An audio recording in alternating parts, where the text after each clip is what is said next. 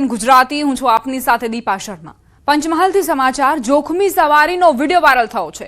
Vadodara highway પર જોખમી સવારીનો video viral થયો। મુસાફરો ખીચોખીચ ભરવામાં આવ્યા। જીપ ચાલક બિંદાસ્ત માર્ગ પરથી પસાર થયો। જીપમાં અંદર ખીચોખીચ મુસાફરો જોવા મળી રહ્યા છે।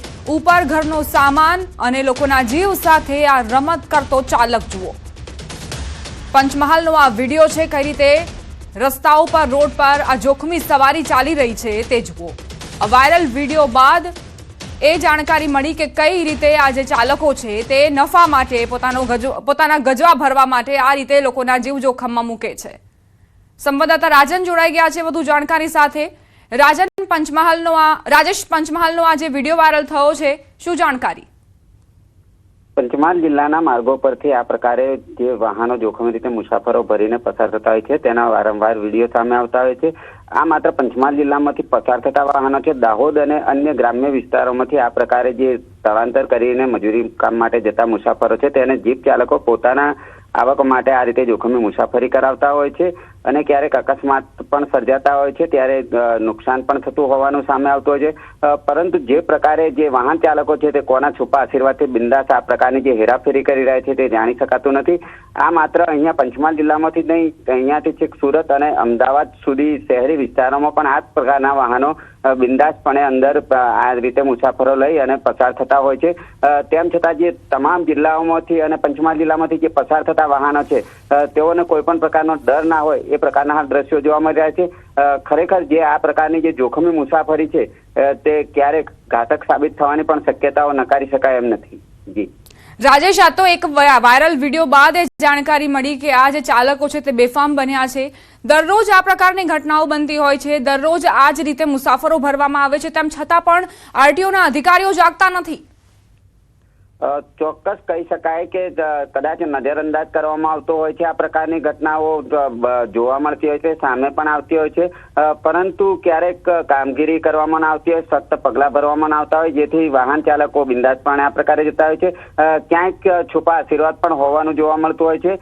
પરંતુ જે પ્રકારે મુસાફરોનો જીવ જોખમમાં મુકાય છે ત્યારે વાહન ચાલકો પણ આ બાબતની કાળજી લે, સ્વયં કાળજી લે એ પણ એટલી જ જરૂરી જોવાઈ રહી છે। સાથે જ મુસાફરોએ પણ પોતાનો જીવ જોખમમાં મૂકી અને સસ્તા દરે છેક વતન કે જ્યાં જવાનું છે મજૂરી કામ માટે ત્યાં પહોંચવા આ પ્રકારનો વાહનોનો ઉપયોગ ના કરવો જોઈએ અને એસટી બસની સલામત સવારીનો ઉપયોગ કરવો જોઈએ એ પણ હિતાવહ જણાઈ રહ્યું છે। જી આભાર રાજેશ જાણકારી આપવા માટે।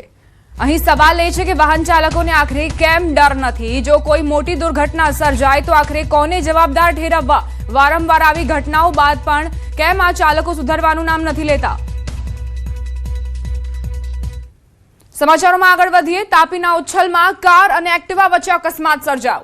પૂરપાટ ઝડપે આવતી કારે એક્ટિવામાં સવાર 3 યુવાનોને ટક્કર મારી। અકસ્માતમાં એકનું મોત નીપજ્યું, 2 યુવાનો ગંભીર રીતે ઇજાગ્રસ્ત થયા।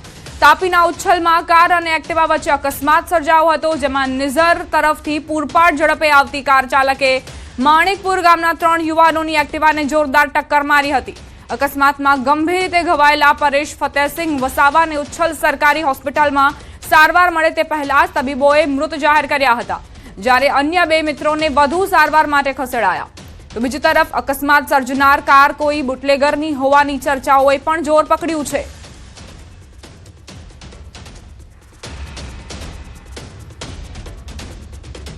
હરિયાણાના નૂમાં દિલ્હી મુંબઈ એક્સપ્રેસ વે પર સેલ્ફી લેતી વખતે એક વિદ્યાર્થીનું દુઃખદ મૃત્યુ થયું। આ ઘટના બાદ પરિવાર શોકમાં છે। મુહિન 12મા ધોરણનો વિદ્યાર્થી હતો અને ફિરોઝપુર ઝિરકામાં બોર્ડની પરીક્ષા આપીને ઘરે પરત ફરી રહ્યો હતો। ઘરે પાછા ફરવાના બદલે તે અને 3 મિત્રો ફિરોઝપુર ઝિરકાના માહુન ગામ નજીક દિલ્હી મુંબઈ એક્સપ્રેસ વે પર પહોંચ્યા। 4 મિત્રો એક્સપ્રેસ વેની બાજુમાં ઊભા રહ્યા અને તેમના મોબાઈલ ફોનથી વિડીયો ઉતારી રહ્યા હતા।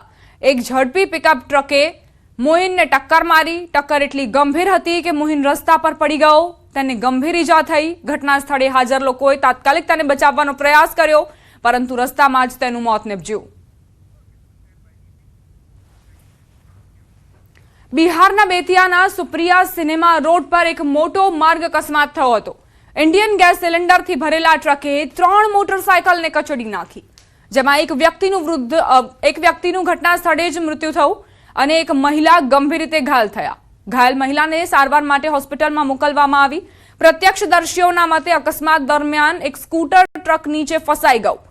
ટ્રક ચાલકે સ્કૂટરને ઘણા દૂર સુધી ખેંચી લઈ ગયો. એવું કહેવાય છે કે સ્કૂટર લગભગ 200 મીટર સુધી ટ્રક નીચે ફસાઈ ગયું. ઘટના બાદ વિસ્તારમાં ગભરાટ ફેલાઈ ગયો અને સ્થાનિક લોકોનું ટોળું એકઠું થઈ ગયું. પોલીસ ટ્રક ડ્રાઈવરની શોધ કરી રહી છે. બિહારમાં આ ભીષણ અકસ્માતની ઘટના બની, જ્યાં ટ્રક નીચે કચડવાના કારણે મોતના સમાચાર પ્રાપ્ત થઈ રહ્યા છે. બેતિયાના સુપ્રિયા સિનેમા રોડ પર આ અકસ્માતની ઘટના બની હતી. સુરતથી સમાચાર. પાંડેસરાની સ્કૂલમાં વિવાદ થયો. સ્કૂલમાં નાચવા બાબતે માથાકૂટ થઈ. 4 વિદ્યાર્થીઓએ એક વિદ્યાર્થી પર હુમલો કર્યો. વિદ્યાર્થી પર ચપ્પુ વડે હુમલો કરાયો. પોલીસે 4 વિદ્યાર્થી સામે ફરિયાદ નોંધાવી છે. સ્કૂલમાં વિવાદની આ ઘટના. સ્કૂલમાં નાચવા બાબતે માથાકૂટ થઈ. 4 વિદ્યાર્થીઓએ એક વિદ્યાર્થી પર હુમલો કર્યો.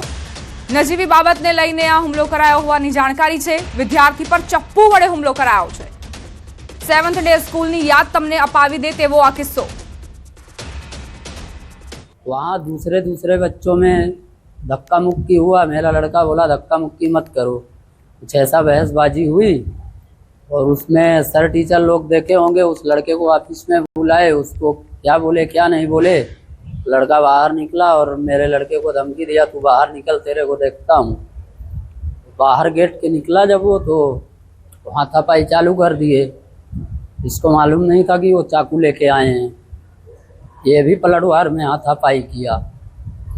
उसके बाद वो पीछे से दूसरा कोई चौथा या 5वां लड़का था, वो पीछे से चाकू मारना चालू कर दिया. રાજકોટથી સમાચાર. મશીનમાં આવી જતા મજૂરનો હાથ કપાયો. જેતપુરના નવાગઢ વિસ્તારમાં દીપા ટ્રેન્ડિંગ નામની કંપનીની ઘટના. મશીનમાં ધોલાઈ કામ કરતા સમયે મજૂરનો હાથ મશીનમાં આવી ગયો. મજૂરનો હાથ મશીનમાં આવી જતા ગંભીર રીતે ઈજાગ્રસ્ત મજૂરને ગંભીર હાલતમાં સરકારી હોસ્પિટલ ખસેડાયો. ઈજા ગંભીર હોવાથી વધુ સારવાર અર્થે જૂનાગઢ ખસેડાયો છે. મશીનમાં આવી જતા મજૂરનો હાથ કપાયો હોવાની જાણકારી. તાત્કાલિક તેને હોસ્પિટલ ખસેડવામાં આવ્યો, પરંતુ ઈજાઓ ગંભીર હોવાના કારણે જૂનાગઢ રેફર કરાયો.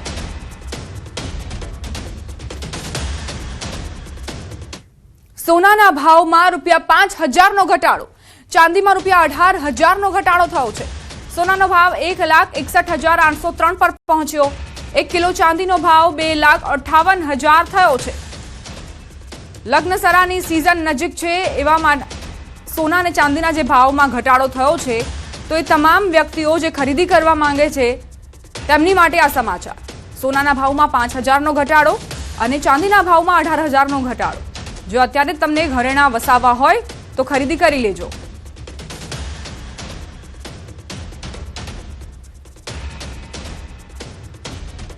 દ્વારકાના ખેડૂત આગેવાન પહોંચ્યા સચિવાલય. હાઈ ટેન્શન વીજ લાઇન અંગે વિરોધ. બજાર અને જંત્રી કિંમત વચ્ચે વિસંગતતાના આરોપ. વીજ લાઇનમાં વળતરની અસમાનતાનો આરોપ મુકાયો. સચિવાલય પાસે ખેડૂતો એકઠા થયા. હાઈ ટેન્શન લાઇનમાં સમાનતા માટે માંગ. વિવિધ જિલ્લાના આગેવાનો પહોંચ્યા સચિવાલય. અગાઉ પરિપત્ર બહાર પાડવાનું આશ્વાસન આપ્યું હતું. આશ્વાસન પર સરકાર ખરી ઉતરે તેવી માંગ. કિસાન સંઘે પણ આંદોલન કર્યું હતું.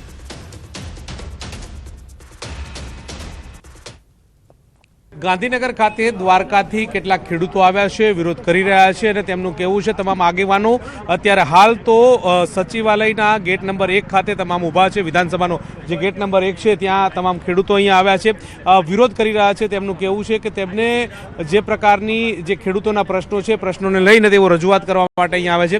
ખેડૂતો પણ છે, તેમની સાથે વાત કરીશું. શું પ્રશ્ન છે, કોને રજૂઆત કરવાનો છો અને રજૂઆતનું કારણ શું?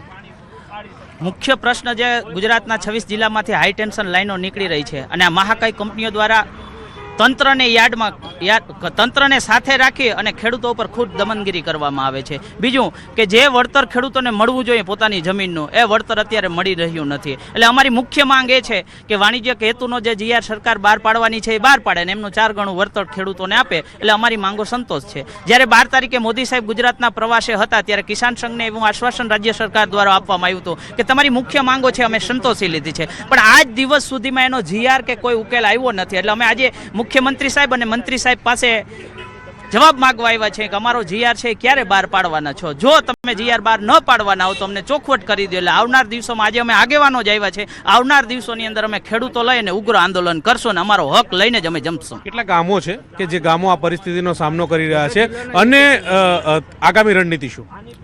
આમ ગામો જોઈએ તો કચ્છની ગુજરાતની અંદર 33 જિલ્લા છે, મેક્સિમમ ગામો આવી જાય છે. કેમ કે આજે વીજળીનું ઉત્પાદન એટલું છે કે આજે આપણે એક્સપોર્ટ કરી છીએ વીજળી. ઋષિકેશ પટેલને મળવાના છે. ઋષિકેશ પટેલ કને માંગણી મૂકવાના છે કે ભાઈ અમારી માંગણીનું શું થયું. આગળ બી અમે ઘણીવાર મિટિંગ કરી ચૂક્યા છીએ, 10-15 વાર અહીંયા આવી ચૂક્યા છીએ અને કીધું છે કે ભાઈ અમે કરીએ છીએ. પોલિસી રેડી છે પણ હજુ સુધી પોલિસી રેડી તો એનો અમલ મારી નથી થઈ. ક્યાં રજૂઆત કરવાના છો ને તમને લાગે છે કે રજૂઆતનો અંત આવશે? રજૂઆતનો અંત ન આવે તો આથી ઉગ્ર આંદોલન થાય. ઉગ્ર એટલે મારા જિલ્લા અને તાલુકા લેવલે હું કહું છું કે 1000 થી 1500 લેડીઝો લઈ અને તાળા મરવી દઈશ. મારે સરકારને એક જ વિનંતી છે કે પ્રેમથી પતે એ પ્રેમથી કરો. આ ખેડૂત લક્ષી દેશ છે તો ખેડૂતોને કામ કેમ નથી થતા? છે તમામ જિલ્લામાંથી આગેવાનો આવ્યા છે. તેઓ આજે મુખ્યમંત્રીને રજૂઆત કરવાના છે, કૃષિ મંત્રીને રજૂઆત કરવાના છે અને છેક જે કહી શકાય કે ઉર્જા મંત્રીને રજૂઆત કરવાના છે અને રજૂઆત બાદ તેઓ 10 દિવસનો સમય આપશે અને જીઆર થાય તે પ્રકારની માંગ કરી રહ્યા છે. હવે જોવાનું એ છે કે રજૂઆત બાદ સરકાર કેવા પ્રકારનો નિર્ણય લે છે અને આ ખેડૂતોનો પ્રશ્ન ક્યારે ઉકેલાય છે તે જોવું રહેશે. હિરેન શાહ સાથે ગૌતમ શ્રીમાળી, ન્યૂઝ 18 ગુજરાતી, ગાંધીનગર. સુરેન્દ્રનગર જિલ્લાના પાટડી ગામમાં માનવતાને શર્મસાર કરતો એક ચોંકાવનારો કિસ્સો સામે આવ્યો છે, જેમાં એક સગીરાએ બાળકને જન્મ આપતા સમગ્ર મામલો બહાર આવ્યો. ગ્રામ્ય વિસ્તારમાં રહેતી સગીરા આરોપીના ઘરે ઘરકામ કરવા જતી હતી. આ દરમિયાન 60 વર્ષીય આધેડે સગીરાને લલચાવી અને ફોસલાવી તેના પર અનેકવાર દુષ્કર્મ આચર્યું હતું. થોડા દિવસો પહેલા સગીરાને અચાનક પેટમાં ભારે દુખાવો થતા તેને સરકારી હોસ્પિટલમાં લઈ જવામાં આવી, જ્યાં સગીરાએ બાળકને જન્મ આપ્યો. ઘટનાની ગંભીરતાને ધ્યાનમાં લઈ ડોક્ટરે તાત્કાલિક પોલીસને જાણ કરતા સમગ્ર મામલો બહાર આવ્યો. તે બાદ પાટડી પોલીસે આરોપી સામે ગુનો નોંધી ગણતરીના કલાકોમાં તેની ધરપકડ કરી. પૌત્રીની ઉંમરની સગીરા પર આ વૃદ્ધે દુષ્કર્મ આચરતા સમગ્ર પંથકમાં ભારે રોષ જોવા મળ્યો અને આરોપી સામે કડક કાર્યવાહીની માંગ ઉઠી. પાટડી પોલીસ સ્ટેશનમાં રહેતી સગીરા આરોપીના ત્યાં ઘરકામ કરવા જતી હતી. એ ઘરકામ દરમિયાન આરોપીએ સગીરાને લલચાવી ફોસલાવી તેની સાથે સંબંધ બાંધેલો હોય. સગીરાએ 9 મહિનાના અંતે સ્વસ્થ બાળકને જન્મ આપ્યો છે. ફરિયાદી આ ગુનો નોંધી આગળની તપાસ હાથ ધરવામાં આવી અને આરોપીને અટક કરી અને આરોપી અટક કરવામાં આવે છે. વડોદરામાં મહિલાની છેડતી કરનાર ઈસમ સામે પોલીસની કાર્યવાહી. અજાણ્યા ઈસમે ચાલુ બાઇકે રસ્તે ચાલતી મહિલાની છેડતી કરી હતી. છેડતી કરી નાસી છૂટતા ઈસમના સીસીટીવી પણ સામે આવ્યા. છેડતી કરી ભાગી જનાર અમિત પઢિયારની પોલીસે અટકાયત કરી. સીસીટીવી તેમજ હ્યુમન સોર્સિસના આધારે પોલીસે અમિત પઢિયારને ઝડપી પાડ્યો. પોલીસે મહિલા સામે જ ઈસમને ઉઠક બેઠક કરાવી માફી મંગાવી. ફરીથી કોઈ પણ બહેન દીકરી સાથે આવું નહીં કરવાની બાંહેધરી આપી.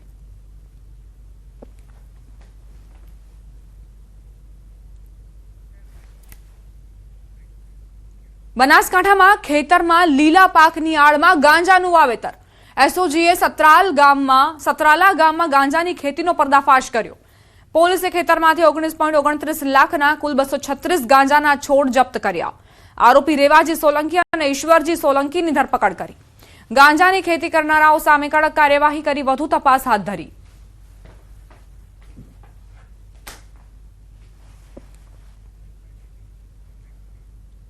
ભાગલપુર રેલવે સ્ટેશન પર ફરી એકવાર એક કોન્સ્ટેબલની તાત્કાલિક કાર્યવાહીથી એક મુસાફરનો જીવ બચી ગયો. આરપીએફ કોન્સ્ટેબલ અનિલ કુમાર યાદવ એક દિવ્યાંગ મુસાફર માટે દેવદૂત સાબિત થયા. ફરક્કા એક્સપ્રેસ પ્લેટફોર્મ નંબર 4 પરથી રવાના થઈ ત્યારે ચાલતી ટ્રેનમાં ચડતી વખતે એક મુસાફર લપસી ગયો. ત્યાં તૈનાત કોન્સ્ટેબલે તરત જ દોડીને તેને ખેંચી લીધો, જેના કારણે તે જમીન પર પડી ગયો. આ સમગ્ર ઘટના સીસીટીવીમાં કેદ થઈ. આરપીએફ કોન્સ્ટેબલ અનિલ કુમાર યાદવની તત્પરતાની વ્યાપક પ્રશંસા થઈ રહી છે.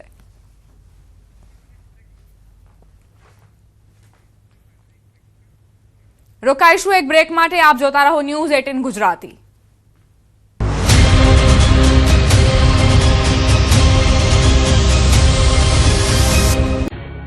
રાજ્યમાં ઉનાળાની શરૂઆત સાથે જ આકરી ગરમીનો પ્રકોપ જોવા મળી રહ્યો હતો.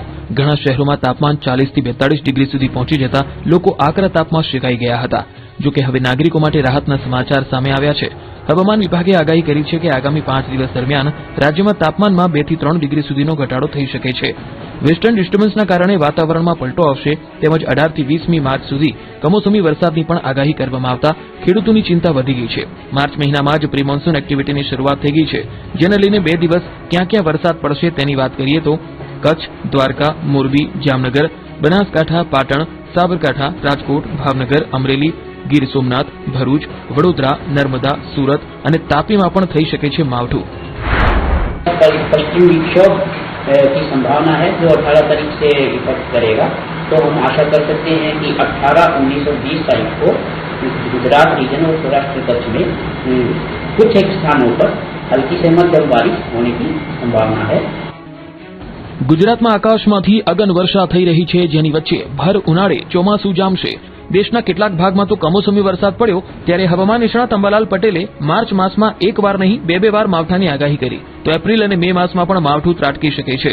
19મી થી 21 માર્ચ બાદ 26મી માર્ચથી 29 માર્ચ સુધી કમોસમી વરસાદ ખાબકી શકે છે.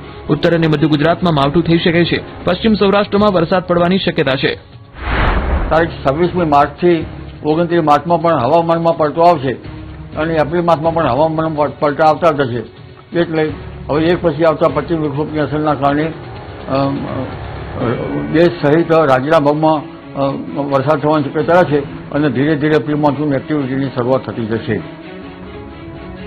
ભર ઉનાળી વાદળો ગરજવાની આગાહી 3 આગાહીકારોએ કરી છે. ઉનાળામાં જાણે ચોમાસું જામશે તેવો માહોલ સર્જાશે. હવામાન નિષ્ણાંત અથરેયા શેટ્ટીએ આગાહી કરી છે કે 18 માર્ચથી ગુજરાતના કેટલાક ભાગમાં માવઠું ત્રાટકશે. 17મી માર્ચથી વાતાવરણમાં પલટો આવશે અને 18 અને 19મીએ કમોસમી વરસાદ પડી શકે છે. સૌરાષ્ટ્ર, કચ્છ અને દરિયાકાંઠાના વિસ્તારમાં છૂટો છવાયો વરસાદ પડી શકે છે. 18મીએ વાદળછાયું વાતાવરણ રહેશે. સાથે જ ઉત્તર ગુજરાત, સૌરાષ્ટ્ર, મધ્ય ગુજરાતના મોટા ભાગના વિસ્તારમાં ઝાપટા પડશે. 19મીએ તોફાની પવન સાથે ગાજવીજ સાથે ધોધમાર વરસાદ પડી શકે છે, જેમાં ખાસ કરીને કચ્છ, રાજકોટ, પોરબંદર, જામનગર, જૂનાગઢ, અમરેલી, ભાવનગર, બોટાદ, સુરેન્દ્રનગર, મોરબી, બનાસકાંઠા, પાટણ, વડોદરા, ભરૂચ, સુરત અને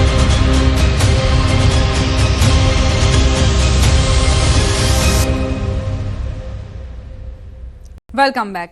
જૂનાગઢ ભાજપમાં આંતરિક જૂથવાદ ચરમસીમાએ. મહાનગર યુવા મોરચાની નિમણૂક વિવાદિત. રવિનાબેન મેઘનાથીની નિમણૂકને લઈને આ વિવાદ સર્જાયો છે.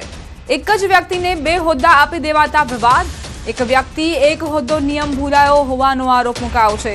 એક પરિવારના 2 સભ્યોને હોદ્દો આપવામાં આવ્યો હતો. રવિનાબેનને જિલ્લા અને શહેરના હોદ્દા મળ્યા છે. જિલ્લામાં વંથલી તાલુકાના કારોબારી તરીકેનો હોદ્દો, મહાનગરમાં યુવા મોરચા મંત્રી તરીકેનો હોદ્દો. યુવા મોરચાના પૂર્વ ઉપપ્રમુખ તેજસ જોશીએ આક્ષેપો કર્યા. લેટર પેડની જગ્યાએ ખાલી કાગળ ઉપર જ રાજીનામું આપી દીધું. રાજીનામાના કાગળને લઈને પણ શંકાઓ. રાજીનામાને લઈને તેજસ જોશીએ વ્યક્ત કરી શંકા. થોડા દિવસ પહેલા પણ નિમણૂકને લઈને વિવાદ થયો હતો. નિમણૂક થતા તુરંત જ રાજીનામું આપી દીધું. ગૌરવ રૂપારેલિયા, શહેર ભાજપ પ્રમુખ ગૌરવ રૂપારેલિયાથી ટેલિફોનિક વાતચીત થતા તેમણે કહ્યું હતું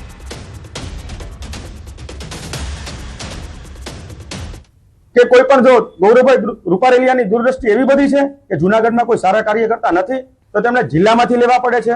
અને મારે જે આ કેવું છે એમાં એક જ વ્યક્તિ એવી છે કે આરબી મેઘનાથી, રવિનાબેન મેઘનાથી, એમને જૂનાગઢ શહેર યુવા મોરચામાં પણ હોદ્દો અપાયેલો છે અને જૂનાગઢ જિલ્લામાં પણ હોદ્દો અપાયેલો છે, જેની પોસ્ટ ગૌરવભાઈ રૂપારેલિયાએ એમના ફેસબુક પેજ ઉપર પણ મૂકેલી છે. સંવાદદાતા અમાર બખાઈ જોડાઈ ગયા છે વધુ જાણકારી સાથે. અમાર શું વિવાદ? ચોક્કસ કે જે રીતે જૂનાગઢ ભાજપ મહાનગરની અંદર દિવસે ને દિવસે વિવાદ સામે આવી રહ્યો છે. ફરી એક વિવાદ આવ્યો છે. 2 દિવસ પહેલા જે નિમણૂકો થઈ છે યુવા મોરચામાં મહાનગરમાં, તેમાં રવિનાબેન મેઘનાથીને મંત્રી તરીકેનો હોદ્દો આપવામાં આવ્યો છે. તો તો બીજી તરફ વિવાદ એવો થયો છે કે આ જે પાર્ટીનો નિયમ છે કે એક વ્યક્તિ એક હોદ્દો, પરંતુ રવીનાબેન પહેલેથી જ જિલ્લા ભાજપની અંદર સક્રિય છે અને તેમને વંથલી તાલુકાના કારોબારી સભ્ય તરીકેની તેમને નિમણૂક કરવામાં આવી છે, છતાં તેમને બીજો હોદ્દો આપવામાં આવ્યો છે તેવો આક્ષેપ છે તે પૂર્વ ઉપપ્રમુખ છે જુનાગઢ મહાનગર મોરચાના તેજસ જોશી તેમના દ્વારા કરવામાં આવ્યો છે. થોડા દિવસ પહેલા પણ તેમણે આક્ષેપ કર્યો હતો, ત્યારે જે વ્યક્તિ સામે આક્ષેપ કર્યો હતો તેણે રાજીનામું આપી દીધું હતું. ત્યારે ફરી આજે શહેર ભાજપ પ્રમુખ છે ગૌરવ રૂપારેલિયા તેને આ બાબતની પૂછતાછ કરતા તેમણે કહ્યું કે જ્યારે તેમની નિમણૂક થઈ છે રવીનાબેનની ના થોડીક જ કલાકોમાં રવીનાબેન દ્વારા રાજીનામું આપી દેવામાં આવ્યું છે અને તે જિલ્લા ભાજપની અંદર છે સક્રિય છે. એટલે આખો એ વિવાદ આવી રહ્યો છે એક ભૂલના કારણે, જે વિવાદ વકરી રહ્યો છે. અવારનવાર આ રીતની ભૂલ કેટલા અંશે વ્યાજબી તેવા સવાલો છે તે તેજસ જોશી દ્વારા કરવામાં આવ્યા છે. જી અમાર તેજસ જોશીનું કહેવું છે કે રાજીનામું આપ્યું છે અને તે લેટર પેડમાં નથી, કોરા કાગળ પર આપવામાં આવ્યું છે. તે વિશે શું જાણકારી છે? ચોક્કસ, જે લેટર પેડ, જે રાજીનામાનું જે કાગળ છે તે પણ એક શંકાસ્પદ કહી શકાય, કારણ કે ખાસ કરીને ભાજપની અંદર કોઈ પણ રાજીનામું આપતો હોય, કાર્યકર પણ રાજીનામું આપતો હોય, ત્યારે તે ભાજપના લેટર પેડ ઉપર રાજીનામું આપતો હોય છે. પરંતુ આ જે રાજીનામું આવ્યું છે તે કોરા કાગળ ઉપર રાજીનામું આવ્યું છે, એટલે સ્પષ્ટપણે આ જે લેટર છે તે પણ એક શંકા ઉપજાવી રહ્યું છે. જી અમારા રવીનાબેન મેઘનાથીએ કોઈ સ્પષ્ટતા કરી, કોઈ પ્રતિક્રિયા આપી કે આખરે કઈ રીતે તેમણે રાજીનામું આપ્યું છે, કયા પદ પરથી રાજીનામું આપ્યું છે, શું તે સ્વીકારવામાં આવ્યું છે ખરા? હા, તેમણે સ્પષ્ટપણે કહ્યું છે જે ટેલિફોનિક વાતચીતમાં કે તેમને જે હોદ્દો મળ્યો અને તુરંત તેમને જાણ થઈ હતી 2 દિવસ પહેલા, અને બાદમાં તેમના દ્વારા જુનાગઢ મહાનગર ભારતીય જનતા પાર્ટીના યુવા મોરચામાં મંત્રી તરીકેની જે જવાબદારી આપી દેવામાં આવી છે તેનો આભાર માનીને તેમણે તે પદ ઉપરથી, એટલે કે મહાનગરના જે ભાજપમાં જે હોદ્દો મળ્યો મંત્રીનો, તે પદ પરથી તેણે રાજીનામું આપ્યાનું કબૂલ્યું છે. હાલ રાજીનામાની અંદર પોતાની સાઇન છે પરંતુ લેટર પેડ નથી, એટલે આ શંકા ઉપજાવે તેવું છે. જી ઓકે, આભાર અમાર જાણકારી આપવા માટે. ગેસની કાળાબજારી રોકવા ગ્રાહક સુરક્ષા સમિતિની મોટી જાહેરાત. ગેસની કાળાબજારી પકડનારને મળશે 1000 રૂપિયાનું ઇનામ. કાળાબજારી રોકનાર પ્રથમ 25 ગ્રાહકોને પ્રોત્સાહન મળશે. ઇનામ આપવામાં આવશે. ગેસની કાળાબજારીની ફરિયાદ ઓનલાઈન કે ફોન પર નોંધાવી શકાશે. ફરિયાદ માટે હેલ્પલાઇન નંબર જાહેર કરાયો. દરેક જિલ્લામાં ગેસ માટે 2 પોલીસ કંટ્રોલ રૂમ શરૂ કરવા માંગ ઉઠી છે. જે ગ્રાહકો કાળાબજારીઓ સામે ફરિયાદ કરશે, ચોક્કસ પુરાવા સાથે કાળાબજારીઓને પકડવામાં મદદરૂપ થશે, એને ₹1000નું સંસ્થા તરફથી રોકડ ઇનામ આપી પ્રશસ્તિ પત્ર આપવામાં આવશે. ફોટાવાળું આઈ કાર્ડ અમે આપીશું. સુરતમાં અંતિમ સંસ્કાર વ્યવસ્થાને લઈને ચિંતાજનક સંકેતો સામે આવ્યા છે. ઉમરા સ્મશાન ભૂમિને અત્યાર સુધી મફતમાં મળતો ગેસનો જથ્થો હવે ખરીદવો પડશે તેવી માહિતી ગેસ કંપનીએ સ્મશાનના ટ્રસ્ટીઓને પત્ર દ્વારા આપી. ગેસ કંપનીએ જણાવ્યું છે કે ગેસના જથ્થા માટે હવે તબક્કાવાર ચૂકવણી કરવી પડશે અને તે માટે યોગ્ય વ્યવસ્થા કરવાની રહેશે. બીજી તરફ સ્મશાન ટ્રસ્ટીઓ દ્વારા મુખ્યમંત્રી સમક્ષ રજૂઆત કરીને સ્મશાનને ગેસ વિના મૂલ્યે જ મળતો રહે તેવી માંગણી કરવાની તૈયારી શરૂ થઈ છે. સુરત સહિત અનેક શહેરોમાં ગેસથી મૃતદેહના અંતિમ સંસ્કાર કરવામાં આવે છે, પરંતુ જો હવે ગેસ માટે ચાર્જ લેવાશે તો અંતિમ સંસ્કાર માટે પણ ફી લેવાની ફરજ પડશે તેવી ચિંતા ઊભી થઈ છે. ગેસ કંપનીના પત્ર બાદ હવે મુખ્યમંત્રીને પત્ર લખી ગેસ મફતમાં ઉપલબ્ધ રહે તે માટે જરૂરી કામગીરી કરવાની માંગ કરવામાં આવશે.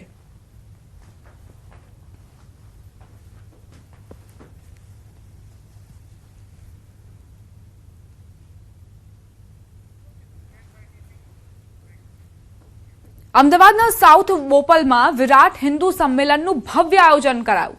સંગઠિત સમાજ, સક્રિય સમાજ, સમર્થ ભારતના ધ્યેય સૂત્ર સાથે વિવિયાના ફાર્મ ખાતે આ કાર્યક્રમ યોજાયો.